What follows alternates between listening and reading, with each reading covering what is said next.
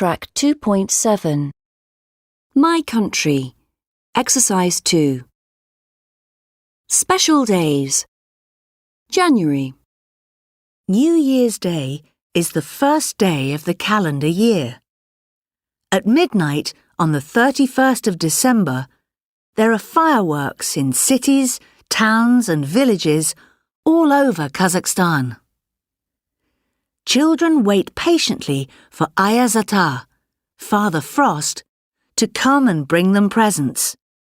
But if they behave badly, they don't get any presents. March. Nowruz is on the 21st of March, the first day of spring. People dress beautifully, smile cheerfully, and sing happily. They have a party to welcome the new year. The party lasts for 3 days. Students don't have to go to school on the 21st, 22nd, and 23rd of March. There are songs, games, and a lot of food. At Nowruz, everyone has to drink Nowruz Kojir. It's an old tradition. July.